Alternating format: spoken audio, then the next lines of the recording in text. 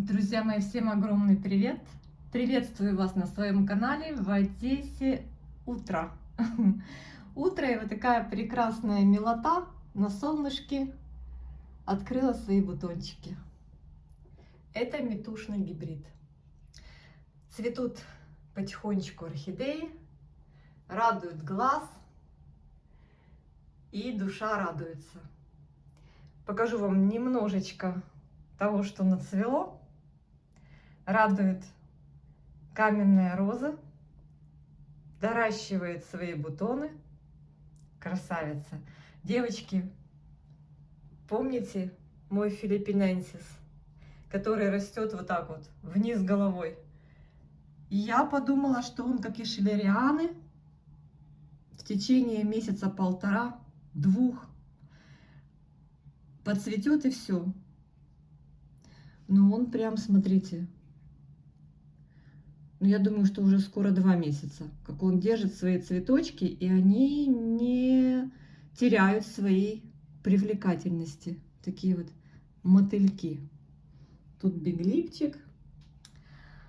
Ой, Натали Айко уже последний свой цветочек, который немножечко потускнел, но все же еще держит на себе. Так, ну и здесь немножко остатка цветения. Девчонки, Sunset Love в распуске. Красавчик. На 2 цветоноса. Мне он очень нравится. У него, кстати, нежный аромат все-таки от цветочков ощущается. Красавец. Вы знаете, как-то он попозже, чем остальные. Долго думал, но все же расцвел. Среднего размера цветочек, но настолько конопатый, интересный и очень нарядный. Такой вот рыжик с симпатичной яркой губой. Прекрасный. И здесь немножечко слышен аромат моего любимчика Yellow шоколад. Вот всего лишь 2 бутончика, а аромат, девчонки, слышен на всю комнату. Так, пересадила все-таки я своего ринхостилиса, самого крупного по размеру. Выбрала для него, девочки, вот такой горшок с вентиляцией. Это у меня Spotted. Вроде как. Еще ни разу не цвел, но из маленького вот он у меня. Вот там вижу корни с ринхостилисами, с его корневым ростом. Знаете, это такая непростая история. Дело в том, что рост корня у него... Ой, чуть не задела, тут бутончик есть еще шоколада. Рост корней у него настолько явление нечастое, и поэтому очень я дорожу каждым сантиметром, каждым миллиметром его корней. Он у меня стоял здесь же, только рос в маленьком глиняном горшочке. Я решила дать ему больше простора, крупные куски коры и вентиляцию. Надеюсь, что я ему не навредила. Но где-то уже неделя прошла после пересадки. Ну, посмотрим, как он адаптируется в этом новом грунте. Так, продолжает Сога Лоуренс тут тоже свои ароматы посылать во вселенную. Он интересный, девочки. Интересный, такой тоже яркий, прикольный. Так, вот это вот Darling. Девочки мне подсказали, тоже цветет на 2 цветочка. Я смотрю, что она не сдается, тоже долго держит. Молодец. Так, еще один метушный гибрид. Вот такой лаковый красавчик. Здесь у меня на полочке. В общем, все молодцы. А показать я вам хочу сегодняшнюю находку. Это вот этот фаленопсис азиатский в размере 2,5. И вы знаете, у меня такой уже есть даже 2. Ну, два разных. Я вот это купила дублем. И вот хожу, смотрю, что он проснулся, девчонки. Смотрите, как проснулись орхидеи весной. Какой мощный корневой рост. В общем-то, время пересаживать. Смотрите, от шеи сколько корней. И я сегодня очень удивилась, увидев у этого экземпляра его первый рост цветоноса. Видите, вот в пазухе. Я думаю, что вот это не фокусируется. Но я думаю, что это цветонос. И листик у него растет новый. И корни со всех щелей, отовсюду растут. Вот прям бери и пересаживай. И у меня была такая идея пересадить. И я уже настроилась на пересадку, но я увидела цветонос. Я увидела носик цветоноса и подумала, что пусть цветет. Пусть цветет, вот на этом месте растет. Это хатуюки, вот так, приписка. Наганьюки, может, я неправильно говорю, в общем, хатуюки, которая цветет таким белым, красивым, симпатичным цветочком. У меня есть еще розовый хатуюки. И я вам сейчас покажу, что происходит с двумя хатуюки, которые у меня уже более взрослые. Как они себя чувствуют, что с ними вообще происходит. И вы знаете, как-то так интересное мое наблюдение в том, что вот хатуюки и мой сапфир, вот они для меня чем-то схожи. Вот листовой массой, строением корешков, вот этим количеством веломена небольшим, которые есть на корнях у этих гибридов. И вот они сейчас все в фазе, готовятся к фазе цветения. В отличие от других фаленопсисов, которые уже вовсю цветут или даже вот отцветают. Да, вот здесь вот тоже уже я срезала желтый, пожелтевший цветонос. Вот, кстати, присоединяется к хатуюке и тетраспис. Видите, он дует бутоны. Вот бутоны на тетрасписе. У тетрасписа вот такие длинные цветоносы. Видите, вот интересные вот такие. И на краешках он доращивает бутончики. И я вот интересуюсь всегда вот такими интересными моментами и делаю для себя вот такие интересные наблюдения. Я вижу, что схожие по строению, по принципу, может быть, роста, как это правильно сказать, схожие внешне орхидеи, они могут начать цвести в какое-то для них время, какое-то определенное, причем все вместе. Представляете? Показываю вам прям вот эту красоту, мне так нравится. А это прям ягодка, да? На фоне листиков хвои. Прям класс. Там у меня вот арфа. Вон она, красавица, тоже цветет. Все, девочки, прихожу и любуюсь. Это только вот одна локация, у меня их, вы знаете, несколько. Сегодня проверю свою локацию на предмет полива в большой комнате. Недавно поливала, но там быстрые такие есть орхидеи, которые в маленьких стаканчиках, и они быстро пересыхают. Я говорю, шустро поглощающие влагу, быстрые, которые быстро выпивают воду. Ты только вроде полил 2 дня назад, приходишь, там уже сухо. В общем, девочки, вот такая красота вам в ленту. Так, сейчас пойду вам покажу еще 2 свои рослынки, 2 своих фаленопсиса, вот этого гибрида, именно хатуюки. Посмотрим, что там у них. Вот этот здесь у меня растет, у него, видите, вот он так вот здесь у меня. Сбоку припеку, пока нет у него постоянного места, но он получает естественное рассеянное освещение от окна. И вот он даже бывает так как-то у меня тут на бочок присоседился. Но вы знаете, ему хватает этого освещения. Вот, пожалуйста, цветонос. Да, точно цветонос. Но будем ждать. Еще ни разу не цвела орхидея, посмотрим. Так, ребята, сейчас покажу вам второй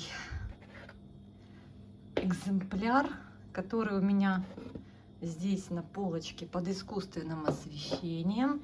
И я вижу, он тоже собрался меня порадовать. Причем я даже как-то не обращала внимания на то, что вот такая вот красота у меня здесь. Это Хатуюки Pink. И я ее недавно, совсем недавно, ну как недавно, но уже несколько месяцев, девочки, прошло, как я пересадила эту красоту в камешки. И мне было интересно, как она будет себя чувствовать. Вот, смотрите, мой эксперимент. Пересадка орхидеи Хатуюки с такими тоненькими корешками, тонкий слой веломена. Жорка вам шлет вам привет. Жорка цветовод. Жорчка, аккуратно там. Вот именно в камешке. Ну, посмотрите, что у нас здесь происходит. Камешки эти называются керамзит фирмы Pлагрон. Вот смотрите, активный корневой рост спустя месяцы. По-моему, этот новый листик был поменьше, он подрос. И вот уже новое цветение. Ниже пазухой было цветение в другом виде посадки. Она была у меня точно так же, как предыдущий экземпляр, в мхе. И вот после пересадки в Pлагрон чувствует себя неплохо, не хуже остальных. Видите, осваивает корешками. А, кстати, видите, видно, насколько еще влажно. Вот смотрите, эта нижняя часть Pлагрона влажная. И корешки бегут вниз к влаге. В общем-то, осваивает. Видите, Хатуюки Pink. Хатуюки Pink. Один раз у меня уже после покупки цвела, я вам показала. И вот сейчас опять такой вот новый цветонос. Насколько он будет бутонов, непонятно. Пока еще формирование бутончиков только, ну, даже не начинается. Она еще выгоняет свой прямостоящий цветонос, эта орхидея. Она имеет в родителях пульчериму, и поэтому у этого гибрида цветоносы прямо стоячие. То есть, в принципе, они каскадом не растут. Может, бывают исключения из-за условий, но в моем случае цветоносы всегда вот прямо стоячие. И вот вырастила достаточно такой в новом субстрате, в новой посадке листик и набирает цветонос. Конечно же, здесь я предлагаю, в этом неорганическом компоненте, я предлагаю каждый полив минимальную дозу удобрения, поэтому не оставляю орхидею в голодном состоянии. Так, посмотрим на мою еще одну представительницу этого гибрида. Это Хатуюки обычная беленькая. Ой, какое солнышко, прям здорово. Она у меня пересажена недавно, мы с вами пересаживали. Тоже вижу рост корней от шеи. У нее была сложная ситуация, я не смогла освободить ее полностью от мха, надо было размачивать, поэтому там внутри некоторое количество мха на корнях осталось. И она просто засыпана сверху, по бокам, сверху корой. И я деликатно поливаю по краю горшочка по чуть-чуть. Так, что у нас тут? А ну-ка, а ну-ка. Этот экземпляр тоже не исключение. Я так понимаю, что это, девчонки, тоже вон носик цветоноса. В общем, сейчас прям какой-то у этого гибрида какой-то период прям интересный. Именно закладка цветения и желание цвести. То есть это будет уже, наверное, летнее цветение. Даже не летнее, ну да. Думаю, пока вот сейчас появятся бутоны, пока сформируются цветоносы, в общем, хатуюки готовятся уже к летнему цветению. В общем, на всех моих хатуюки есть цветоносы, чему я безумно рада. Как у вас? Напишите в комментариях. Я прям порадовалась. Я очень люблю цветение этой интересной орхидеи. Да, видите, вот слева. Но это не корень, это цветонос. Здесь пеньки от цветоносов, потому что цветет по 2 раза в год. Небольшие компактные розеточки. Видите, вот разные виды субстрата. Ну, все нормально. Все нормально. У меня, получается, есть и кора-мох. Наблюдаю за развитием в такой посадке. Есть неорганический компонент, палагрон, и есть просто мох от садовника, еще не пересаженная. Сейчас покажу вам еще одну орхидею, которая схожа с этими, немножко похожа вот по строению листиков, по поведению. Это сапфирчик. Что он мне готовит? Ну, давайте глянем на этого красавца. Он у меня уже не 1 год пересажен был в закрытую систему. Мне задавали вопрос, девчонки, в комментариях по поводу того, как лучше посадить, в какой субстрат, чтобы развивался и рос сапфир, чтобы все было нормально. Девочки, вы смотрите на свои условия. Вот такой у нас цветонос разветвленный. Обожаю этого красавца, тоже не ароматный, точно так, как и хатуюки не балует ароматом, но балует такими симпатичными гроздями меленьких цветочков. Ну, мне нравится. В общем-то, у меня он очень сильно пересыхал, когда был просто в классической системе посажен. В такой же состав мелкой коры, у меня тут немножко серамис насыпан, есть коковолокно, внизу у меня дренажный слой, я еще когда-то делала из керамзита, видите? Но у меня была проблема в классической системе именно с этим гибридом. Расскажу, почему я пересадила именно в закрытую систему в своих условиях. Потому что, ребята, у меня низкая влажность, он быстро пересыхал. И вот он старается, сапфирчик, выгоняет такую красивую веточку, все старается. Из-за того, что быстро пересыхал, ему не хватало влаги, начался у меня бутонопад, так я его назову.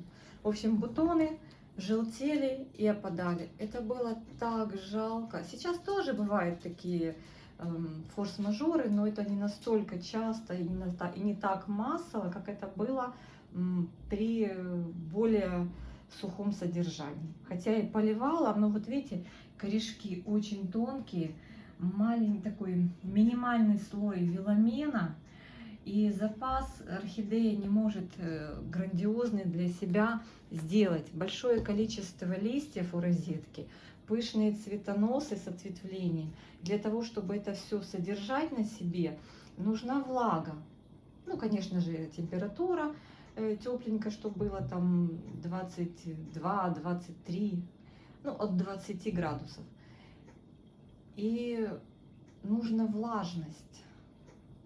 У меня эта влажность достигается путем вот содержания в закрытой системе. Корни, вы видите, все равно бывают пропадают. Но это нормальный процесс, так как каждый корень живет приблизительно, как и лист, около 2 лет. То есть какие-то корни отмирают, какие-то новые нарастают. Вот такой вот цветоносик. И сейчас покажу вам еще одну орхидею, которая сейчас в полном распуске, уже несколько месяцев цветет. Но мне кажется, она тоже похожа вот на эту группу орхидей мелкоцветковых, пышно цветущих, с такими тоненькими корнями, с тонким слоем веломена. Эта орхидея тоже у меня помещена закрытую систему. И вот я уже сейчас вижу, вроде бы как бы еще влажная, кора влажная. Но когда щупаешь листик, он, во-первых, такой матовый. Ну, сейчас получше ситуация. В классической системе это были такие, знаете, повисшие ушки, обезвоженные, но она все равно отцвела. Видите, вот кругом пеньки от срезанных цветоносов, но ей было тяжело, она сбрасывала бутоны. Это красавец Луи Три Принц. Уже давно держит цветение, и вот в этом году после пересадки вот в такой микс коры и мха живого, он прям воспрял. Воспрял и не потерял, вернее, были потери, вот я вижу, по-моему, здесь бутон упал, но так как было прошлые сезоны, такого в этом сезоне не было. У нас такой потери бутонов мы избежали с ним, просто поменяв условия содержания на более влажные. Поэтому вы обязательно смотрите, если у вас большой процент влажности дома, и вам наоборот надо как бы проветривание, тогда для вас подойдет система классическая. Да? Даже, может быть, придется сделать больше вентиляции. У меня очень низкий процент влажности. Я вам даже сейчас продемонстрирую, девочки. Вот смотрите. 30% это еще много. 23 градуса. Поэтому у меня бывает и 25%, и 23%. Для меня закрытая система — это спасение для меня и для моих орхидей. Понимаете? В общем, он уже начинает отцветать. Уже не такой яркий, как был в начале. Но очень мне нравится. Кому нравятся мелкоцветковые вот эти прекрасные орхидейки, пишите, какие именно у вас сорта. Есть у меня еще одна где-то орхидея. Надо бы ее найти. Она тоже из мелкоцветковых, но еще ни разу не цвела. По-моему, тоже она пересажена у меня в неорганический компонент. Надо посмотреть, есть ли у нее цветонос. Раз эта группа орхидей, вот решила по второму кругу запустить цветение. Очень интересно. Сейчас поищу. Если найду, вам покажу. Мы с вами посмотрим. Так, нашла я этот фаленопсис. Это фаленопсис Purple Martin. Он у меня ни разу не цвел, но пока тишина. Принцип у него такой же. Тоненькие корни, тоже в неорганическом компоненте. И здесь он, кстати, стал себя лучше чувствовать. Вот такие вот, девочки, корешки уже дошли до самого низа стаканчика. Он себя неплохо чувствует, я вижу, растит листик новый. Но пока к цветению он не готов. Его цветочек очень похож на сапфир. Но я думаю, что пока он набирает свою зеленую массу. Видите, даже чем-то похожие листики. Хотя нет, у сапфирчика они такие более остренькие. Но у него тоже та же цветовая гамма. Purple Martin. Я ставлю фотографию, посмотрите его цветение из интернета. Немножко я ему просыпала долгодействующего удобрения. Это у меня смокот. Просто хочу посмотреть.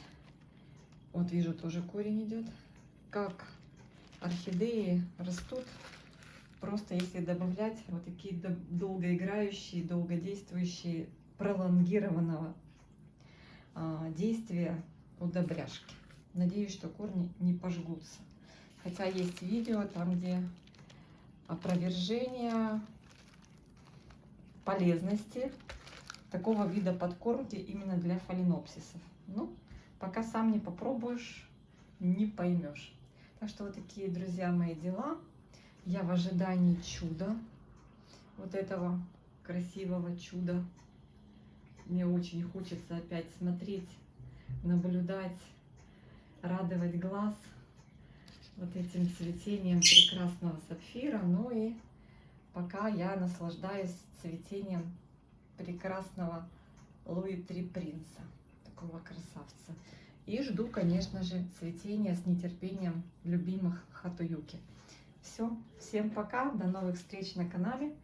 Пишите свои наблюдения интересные, что вы думаете по поводу этих интересных гибридов, какие из них хотелось бы вам иметь у себя на полочках и подоконниках.